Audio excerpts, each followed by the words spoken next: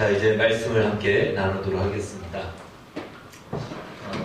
오늘 이제 4월 5일인데 4월 1일자 신문에 보면 고대 수메르 문명의 발상지인 라가시란 도시에서 종교의식에 사용되었던 여러 가지 유품들과 또 유적지가 발굴이 되었다는 기사가 나왔습니다.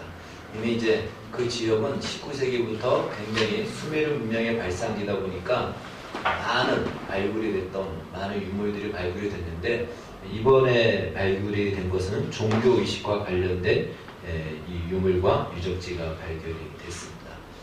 한번 지도를 한번 보여주실까요? 예, 이제 어디냐면 라기슈라고 하죠. 예, 지금 저 아래쪽, 저기 그대로 놔두시고요. 라기수. 그리고 이제 오늘 우리가 봐야 될 아브라함의 고향은 바로 우루입니다. 우루. 그 옆에 있죠. 그래서 저 지역에서 아브라함이 태어났고요. 그 밑에 지금 파란색 거기가 바로 쿠웨이트가 있는 나라. 그러니까 전체적으로 이라크 남부의 쿠웨이트, 이제 걸프전, 우리가 알고 있는 그 지역에 발굴이 되었다고 합니다. 근데 거기서 이 수호신으로 발굴이 됐는데, 수호신이 닝기리스라는 이 수호신이에요. 저렇게 생겼습니다. 닝기르시. 누구 이름과 비슷할까요?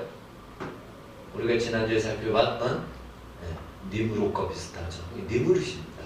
니무롯을 근거로 해서 그 뒤로 그 모든 마블들, 그 모든 수호신들은 다 저 니무롯을 흉내내고 니무롯이 이름이 바뀌어지고 니무롯이 환생하여서 저런 수호신으로 이렇게 역사하고 지역의 신으로 자리매김하게 된 것입니다. 바로 이제 이것을 보여준 것은요, 바로 저 지역에서 살던 아브라함. 오늘 우리가 성경을 읽었을 때에 이 창세기 12장에 하나님이 아브라함을 부르시는데, 바로 저 우루라는 지역에서 살았던 아브라함을 하나님이 부르셨다라는 것입니다. 어떻게 이 아브라함의 고향이 이 갈대아 지역 우루인지 알 수 있을까요? 창세기 11장, 우리가 읽은 말씀 그 전에 11장 31절을 보면은 성경은 그렇게 이야기를 합니다. 아브라함의 아버지 데라가 그의 식솔들을 데리고 갈대아인의 우르를 떠나 가나안 땅으로 가고자 하더니 하란에 이르러 거기 거류하였으며 라고 하죠. 그래서 아브라함 아버지가 데라인데, 데라가 살아있을 때 함께 떠난 걸로 우리는 알 수 있겠고요. 그리고 성경은 말하기를 바로 갈대아 우르에서 떠났다라고 이렇게 말하고 있습니다. 저 바벨탑이 바빌론이 옆에 있는데요. 바로 그 지역이 바벨탑이 쌓았던 그 신할 평지 지역입니다. 그러니까 굉장히 그 바벨탑의 그 영향권 안에 있는 지역이었다라고 볼 수 있습니다. 라기수 위쪽으로가 바로 신할 평지라고 하는 성경에 나와 있는 그 지명인 것입니다. 그러니까 아브라함이 살았던 그 지역은 바벨탑을 쌓던 사람들의 생각과 가치관과 또 그 문화로 그 영향이 저변에 깔려있던 그곳에서 이제 아브라함이 자라게 된 것입니다. 지난주 우리가 살펴봤듯이 이 바벨탑은요, 인간이 주도하여서 인간의 행복과 안전지대를 만들기 위해서 만든 탑이었다, 나라였다라고 볼 수 있죠. 그렇게 배웠습니다. 그러나 진정한 행복과 진정한 안전은 인간이 만들 수도 없고 줄 수도 없습니다. 오직 그것은 하나님으로부터만 주어질 수 있다라는 사실을 이 바벨탑 사건을 통해서 우리는 알 수가 있습니다. 그래서 바벨탑을 더 만들다가는 걷잡을 수 없는 낭떠러지로 떨어지기 때문에 하나님이 중간에 멈추게 한 것이다. 하나님이 왜 바벨탑을 멈추게 하셨느냐? 소극적인 이유로는요, 이제 이들이 두 가지가 있다면, 소극적인 이유로는 계속 이렇게 하다가는 노아의 홍수 심판처럼 낭떠러지는 멸망을 자초하기 때문에 하나님 그걸 막으신 겁니다. 적극적인 이유는 무엇인가 하면, 하나님께서 이제 막으시고 하나님이 창세기 12장을 통해서 보여주신 것이 무엇이냐면, 적극적으로 하나님이 이 세상 속에 하나님의 나라를 직접 만드시겠다. 직접 이 세상 속에서 하나님의 나라를 완성해 가겠다라는 하나님의 적극적인 의지의 표현과 개입, 이것이 바로 바벨탑을 막은 사건이 되는 것입니다. 바로 그 의지, 그 창조 목적, 그 문화 명령을 하나님께서 다시 시작하시고 완성하시겠다라는 적극적인 하나님의 마음의 의지와 표현이 창세기 12장의 아브라함의 부르는 사건으로 이제 시작되는 것을 알 수가 있습니다. 자, 창세기 12장 2절 말씀을 한번 보겠습니다. 2절 말씀을 다시 한번 읽겠습니다. 12장 2절 시작. 내가 너로 큰 민족을 이루고 내게 복을 주어 내 이름을 창대하게 하리니 너는 복이 될지라. 아멘. 내가 너로 큰 민족을 이루고 내게 복을 주어 내 이름을 창대하게 하리니 너는 복이 될지라. 옛날 개역 한글 성경은 복의 근원이 될지라 라고 이렇게 말씀합니다. 자, 이 말씀은요, 창세기 11장에 바벨탑을 쌓던 사람들이 가졌던 마음을 대조하여 동일하게 말씀하고 있죠. 그들이 이렇게 얘기했죠. 11장 4절을 보면은, 자, 성읍과 탑을 건설하여 그 탑 꼭대기를 하늘에 닿게 하여 우리 이름을 내고 온 지면의 흩어짐을 면하자. 이 목적으로 바벨탑을 쌓았습니다. 그러니까 거꾸로 한번 살펴보면 흩어짐을 면하자라는 것은요, 흩어지면은 작은 민족이 되니까 흩어지지 말고 함께 모여서 큰 민족을 이루자는 거예요. 그들은 어떤 모양과 보여지는 것으로 큰 민족이라고 여겼죠. 근데 하나님은 오늘 아브라함에게 너로 하여금 큰 민족을 이루게 하겠다라고 약속하시죠.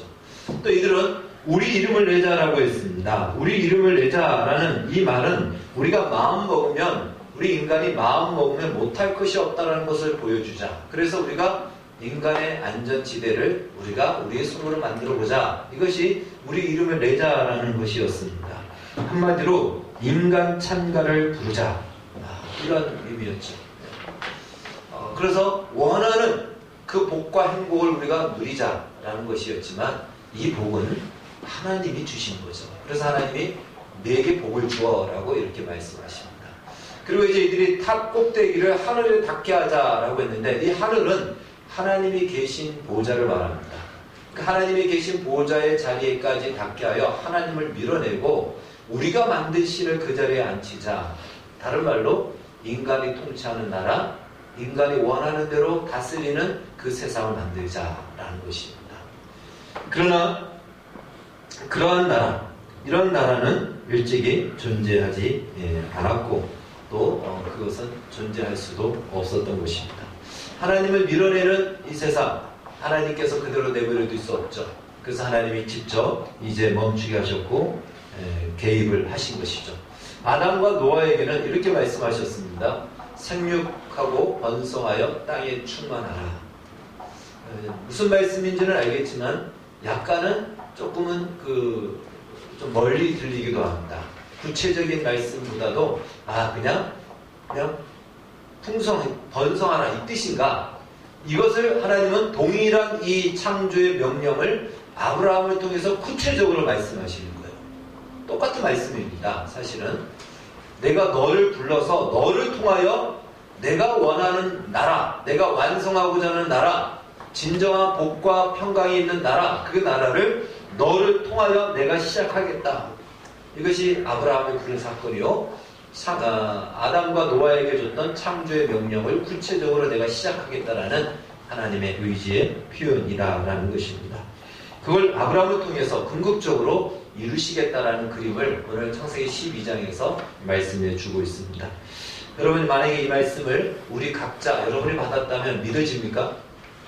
하나님이 너를 통하여 내가 세계 열방 가운데 내가 세우려는 그 위대한 나라, 완전한 나라, 그 나라를 너를 통해서 내가 이루겠다. 여러분, 이런 비전을 하나님이 주신다면 받아들이겠습니까?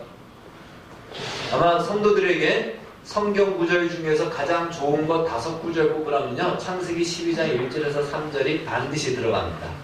우리 성경 전체에서 성도들이 가장 좋아하는 말씀 5구절만 뽑으라면 아마 이 말씀은 첫 번째 아니면 한 2-3번째에는 랭킹을 아마 차지할 겁니다. 그런데 정말 이 말씀이 무엇을 의미하는지, 그리고 이 말씀을 정말 내가 믿을 것인가? 여러분, 믿겠습니까? 아멘. 예. 옛날에 아주 오래전에 신의 아그네스라는 그 연극을 보면은 그 연극이 지금도 아마 또 재현할 수도 있는데, 여러분, 예수님을 낳았던 마리아 얼마나 영광스럽습니까? 근데 처녀였잖아요. 그런데 우리 처녀인 여러분에게 하나님이 어느 날 천사에게 너를 통하여 메시아 하나님의 아들을 낳게 할 것이다. 모든 사람이 처녀로 알고 있어요. 받아들이겠느냐? 받아들일 수 있겠습니까? 네, 쉽지 않죠. 그래서 그 영국에서는 못 받겠다. 하나님이 대신 다시 가져가라. 이렇게 그 어떤 그 고민하고 고뇌하는 인간의 모습을 그린 것이 있습니다. 축복의 메시지, 축복의 놀라운 사실이지만 이걸 감당하고 받겠느냐라고 했을 때 쉽게 네 라고 하기가 쉽지 않습니다. 왜 그런가 하면 우리는 이 창세기 12장 1절 3절 말씀을 좋아하지만 이 말씀이 그냥 이루어지는 줄로 생각하거든요. 그냥 가만히 있어도 되는 줄로 생각합니다. 그렇지 않아요. 마리아에게 예수님이 태어날 때 마리아는 10달 동안 이 예수님을 잉태를 해야 됐고 처녀임에도 불구하고 아기를 가진 이 어떤 오해와 이런 것들을 감수해야 됐던 것입니다. 그러니까 이 말씀이 이루어지기 위해서는 분명히 감수해야 될 것들이 있다는 것이죠. 그 의미를 우리가 알고 살펴봐야 될 것입니다. 그래서 저는 오늘 이 창세기 12장 1절에서 3절 말씀을 통해서 아주 중요한 세 가지를 우리가 꼭 기억했으면 좋겠다 여겨집니다. 첫 번째는요, 왜 아브라함일까입니다. 왜 아브라함일까? 무엇 때문에 아브라함이 이 영광스러운 인물로 부름을 받았느냐? 과연 아브라함이 우리와 무슨 특별한 무슨 근거를 가지고 있느냐? 한번 살펴봐야 됩니다. 그런데 아브라함이 특별한 무엇이 있을까요? 없습니다. 똑같습니다. 우리는 아브라함에게 대해서 이렇게 아브라함의 믿음을 이야기합니다. 내가 너의 본토 친척 아비 집을 떠나 내가 너에게 지시할 땅으로 가라 라고 했을 때 아브라함이 그 말씀대로 순종하여 떠났다. 그 믿음을 보시고 하나님이 아브라함에게 복을 주셨다라고 얘기하는데 그렇지 않습니다. 이미 하나님이 아브라함을 선택하신 겁니다. 여러분, 하나님의 선택하심에는 후회함이 있을까요? 없습니다. 하나님은 선택하셨으면 반드시 100% 성공하십니다. 어떻게든 성공시키십니다. 하나님이시니까요. 아브라함을 하나님이 먼저 선택하셨고요. 아브라함을 하나님이 먼저 선택하셔서 그를 차별화시킨 겁니다.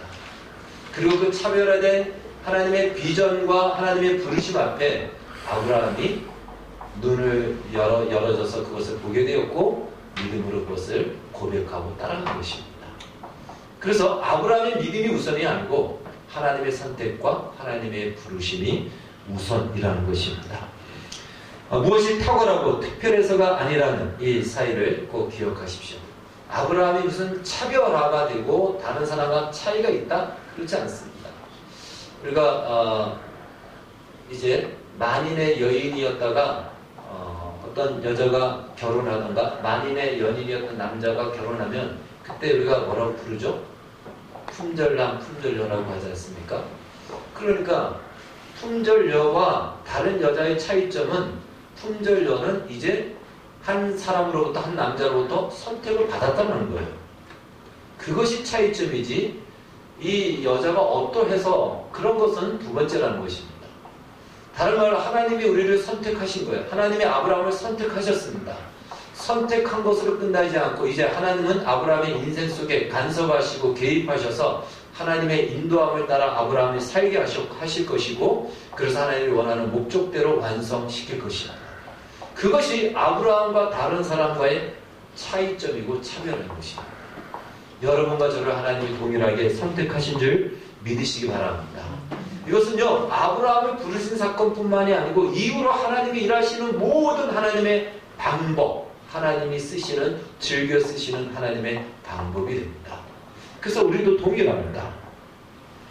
역사 속에서 하나님은 동일하게 이렇게 먼저 우리를 선택하셨고 우리에게 찾아오셔서 당신을 나타내셨고 우리의 눈을 열어서 하나님을 보게 하셨고 하나님을 알게 하셨고 그 다음에 우리의 입술로 하나님을 고백하게 합니다. 아브라함도 똑같습니다. 아브라함도 동일합니다. 그걸 가지고 우리는 아브라함이 하나님을 믿었다라고 이렇게 표현할 뿐입니다. 아브라함에게 주신 약속, 그것은요, 바로 모든 인류에게 동일하게 하나님이 일하시는 표상이 되며 오늘 우리에게도 동일하게 주시는 약속입니다. 그래서 갈라디아서 3장 9절에 이렇게 말씀하고 있습니다. 한번 같이 읽겠습니다. 시작. 그러므로 믿음으로 말미암은 자는 믿음이 있는 아브라함과 함께 복을 받는다. 아브라함의 복을 동일하게, 이 믿음을 가진 자는 동일하게 받는다. 그런데 이 믿음이 무엇이라고요? 우리로부터 나온 믿음이 아니고 하나님이 우리를 선택하여 찾아오셔서 우리의 눈을 열어주셔서 하나님을 우리가 보고 난 뒤에 하나님이 계시군요. 하나님이 분명히 살아 계시군요. 라고 우리는 그때서야 고백하는 겁니다. 이것이 믿음이에요. 우리가 만들어낸 믿음이 아니고 하나님이 우리의 눈을 열어주셔서 하나님을 보게 한 믿음입니다. 아브라함도 마찬가지고 오늘 우리에게도 동일하다는 것입니다. 마치 여러분 서울에서 부산까지 달리기를 한다고 생각해 보십시오. 그런데 아브라함이 서울의 만남의 광장에서 출발하는 겁니다. 그래서 우리가 마라톤 할 때도 보면은 항상 출발 선상에 있을 때 가장 촬영을 많이 하죠. 스포트라이트를 가장 많이 받습니다. 중간에 뛰면서는 이제 뭐 카메라도 여기도 찍고 저기도 찍어야 되니까 일일이 다 주목하지 못하죠. 아브라함은 그 선상에 출발 선상에 있는 것입니다. 그래서 성경적인 조명을 가장 많이 받는 거예요. 근데 아브라함이 아무리 그래도 뛰어봤자 만남의 광장에서 용인까지밖에 못 옵니다. 용인에 와서 이제 누구에게? 우리 이각현 집사님에게 바톤을 넘겨주는 겁니다. 그러면 우리 이각현 집사님은 하나님이 아브라함에게 주신 복의 약속이라는 바톤을 받고 또 뛰는 겁니다. 어디까지 뛸까요? 이각현 집사님 아직까지 만보 걷기를 한 달 이상 하지 않아가지고 많이 못 뛸 겁니다. 그래서 천안까지만 뛸 겁니다. 천안에 가면 또 누군가가 있죠. 그 사람에게 또 바톤을 넘겨줍니다. 그 사람은 대전까지 뛸 거고 또 그 사람은 대구까지 뛸 거고 그래서 마침내 부산에 이르게 될 것입니다. 아브라함에게 주신 그 복은 바톤이고 그 바톤은 아브라함을 통해서 오늘 우리에게 동일하게 넘겨졌다는 것입니다. 이 복을 우리도 동일하게 지금 받았고 이 비전을 우리도 동일하게 받고 있습니다. 이것을 오늘 성경은 우리에게 가르쳐 주고 있는 것입니다.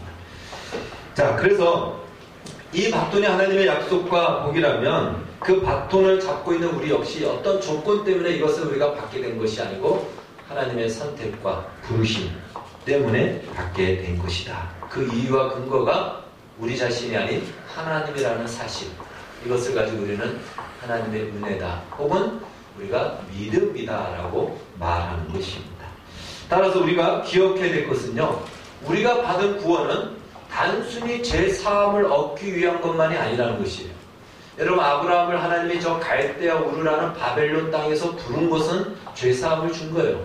그러면 이제 거기서 벗어났으니까 됐다, 그것이 아니죠. 이제부터 너를 통해서 적극적으로 하나님이 가지신 의지를 이 땅 가운데 펼쳐낼 것이다, 새로운 사명을 주신 겁니다. 그래서 우리는 구원받은 것을 뜻이 아니고 나를 통하여 하나님이 하실 일이 있다라는 사실을 기억하시기를 바랍니다.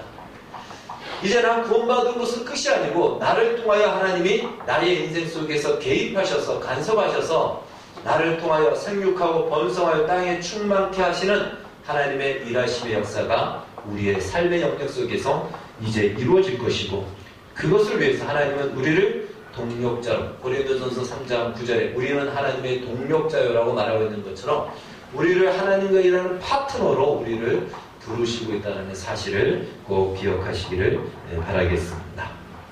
두 번째 우리가 기억해야 될 것은요, 이 일은 하나님이 주도하여 하신다는 것입니다. 창세기 11장 바벨탑을 쌓는 사람들은요, 전부 다 우리가예요.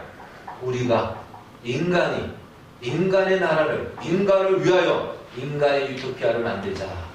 그래도 오늘 창세기 12장을 보면은 하나님이 아브라함을 부르고는 전부 다 내가 너에게 복을 주어, 하나님이 주도하시겠다는 것입니다. 이 위대한 비전은 우리 자신이 우리를 통해서 이루어가지만 하나님이 주도해서 가시기 때문에 결코 이것은 멈추어지지 않고 중단될 수 없다는 것입니다. 여러분, 하나님을 배제한 인간의 역사, 유토피아를 만들겠다라고 했던 인간의 역사를 한번 보십시오. 무엇으로 시작하죠? 대부분 전쟁으로 시작해서 정복합니다. 무엇으로 끝나죠? 전쟁으로 끝납니다. 그래서 망합니다. 그것이 역사의 반복이에요. 우리가 살아온 인류 역사의 반복입니다. 하나님을 배제한 세상의 역사는 전쟁으로 시작하여서 전쟁으로 망합니다.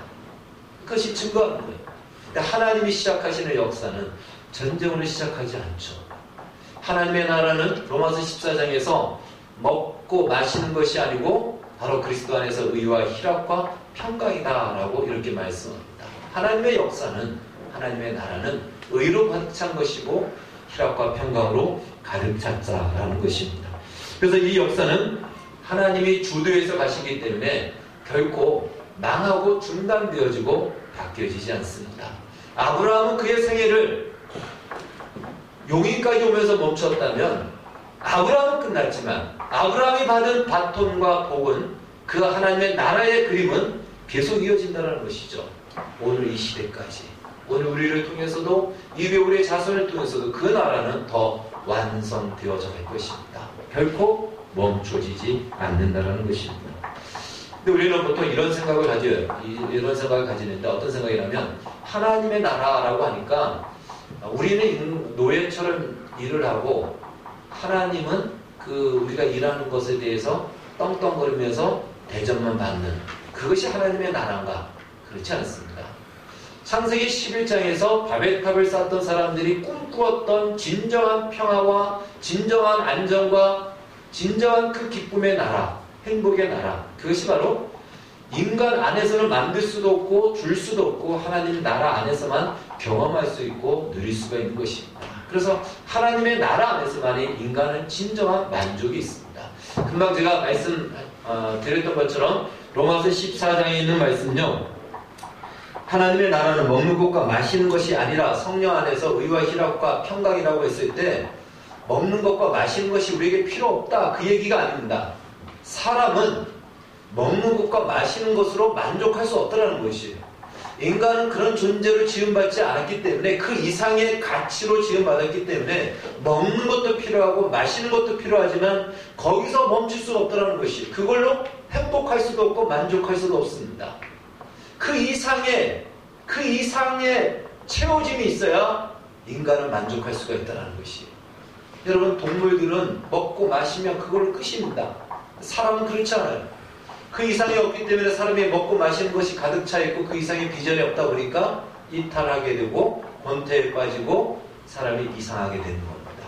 우리 인간은 그런 존재로 지음받지 않고 그 이상의 존재, 의로 진정한 희락과 평강이 채워져야 우리는 만족하고 그 안에서 진정한 행복을 누릴 수 있게 되는 것입니다.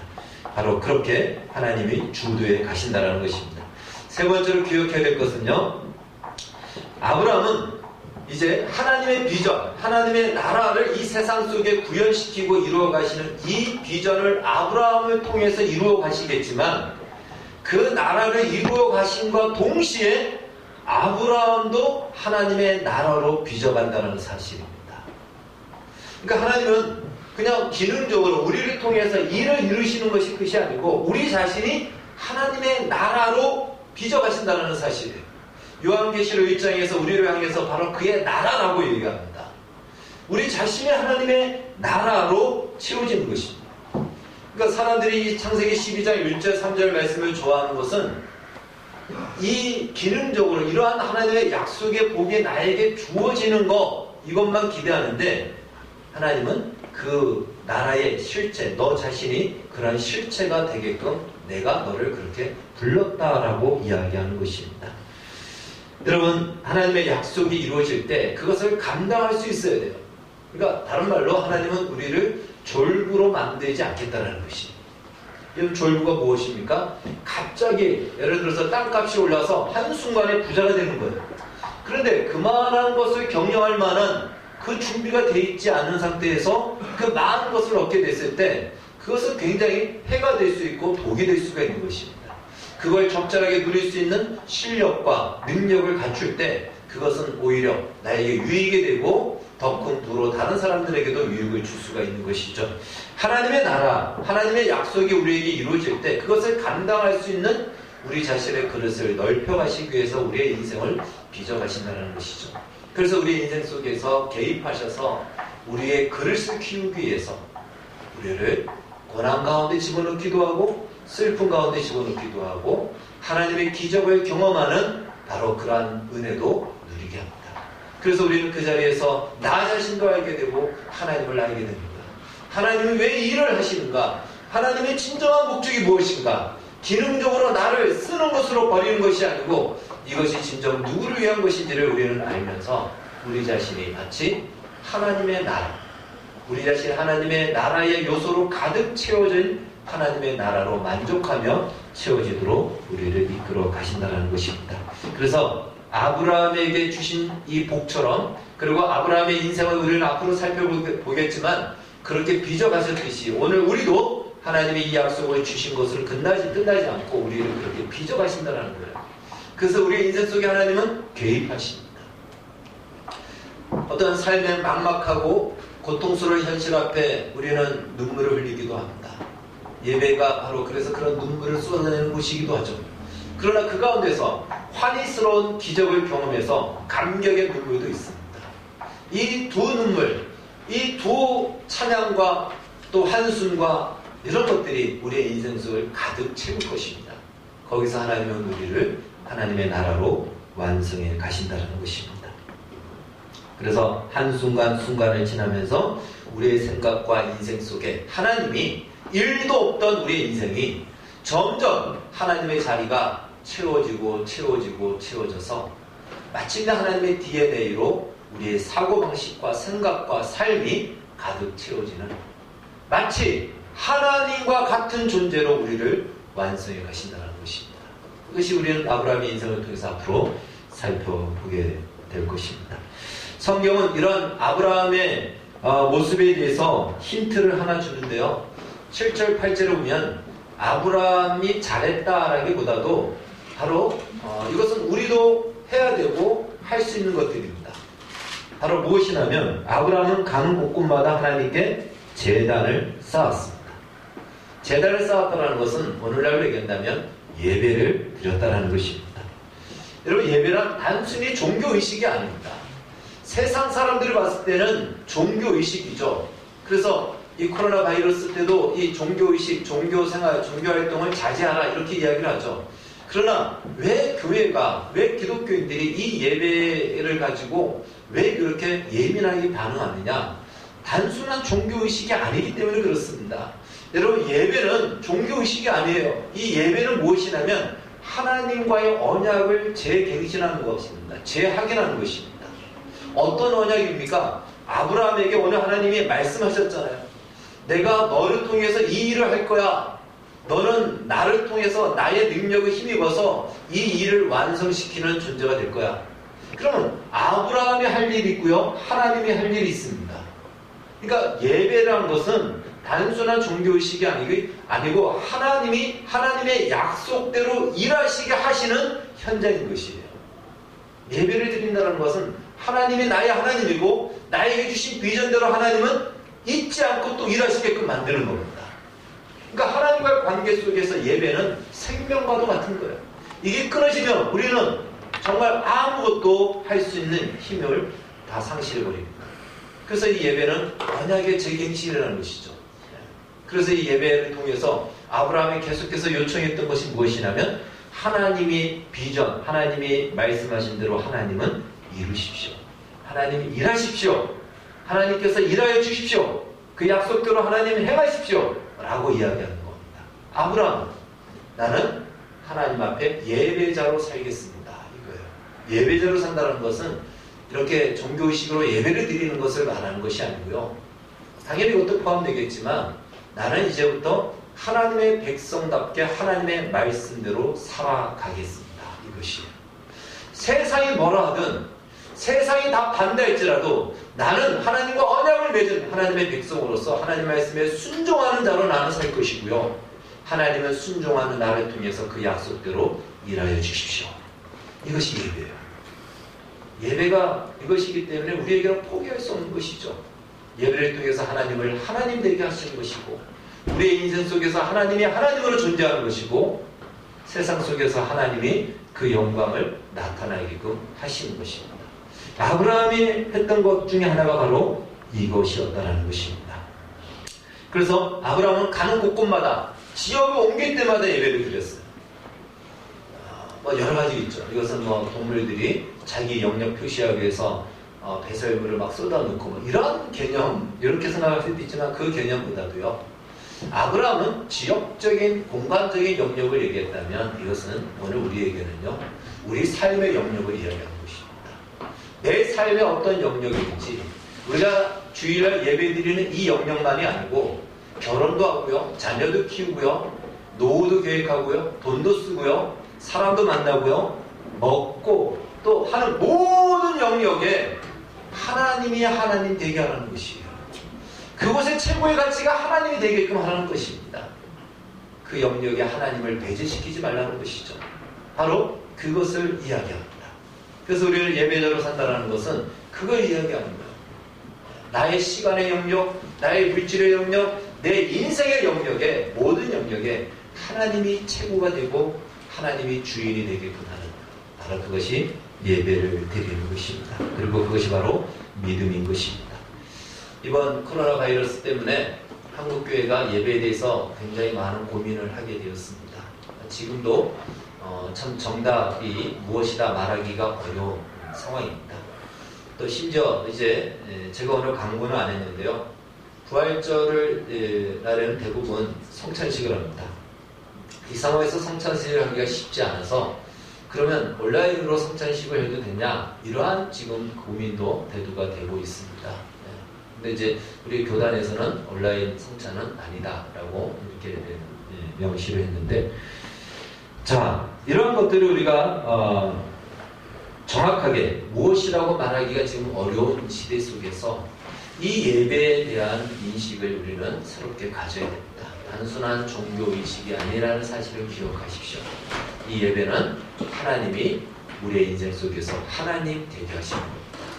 그 일을 약속한 것을 하나님이 실행시키고 시행하게끔 하는 것이며 우리는 그 백성으로 살겠다라는 예배자로 서겠다라는 바로 그 고백과 그 약속을 이루는 것입니다. 자, 바로 이 말씀을 통해서 이제 하나님이 아브라함을 어떻게 그의 인생 속에서 그 비전을 이루어 가시고 또 아브라함 자신을 어떻게 그 나라로 빚어 가시는지 우리는 이후로 앞으로 살펴볼 것입니다. 그런데 이것이 아브라함만이 아니고 오늘 여러분과 저를 통해서도 이 비전을 주셨고 이 비전을 이루실 것입니다. 그리고 우리 자신을 그렇게 만들어 가실 것입니다. 그래서 완성된 그날에 하나님의 영광으로 충만하고 진정한 평강과 만족과 기쁨과 즐거움을 가지고 이 부름의 영광을 가볍게 여기지 않고 기쁨으로 붙들고 나아가는 우리 모두가 되어지기를 주의 이름으로 축원합니다. 기도하겠습니다. 살아계신 하나님 감사합니다. 아브라함을 부르셔서 그 약속을 이루셨습니다. 그 약속을 오늘 우리에게도 주셨고 그 약속을 이루어 가십니다. 그리고 그 약속은 놀라운 축복이며 복된 약속입니다. 하나님, 우리 모두가 이 바톤을 받았음을 기억하여 하나님 참으로 우리의 시선, 우리의 수준에서 멈추지 말게 해주시고 하나님의 시각으로 세상을 보게 해주시고 세계를 보게 하여 주시옵소서. 그리고 마침내 그 역사를 이루시는 그 현장에 우리의 인생이 사용되어지고 그 자리에 서게 하여 주시옵소서. 예수님의 이름으로 기도하옵나이다. 아멘.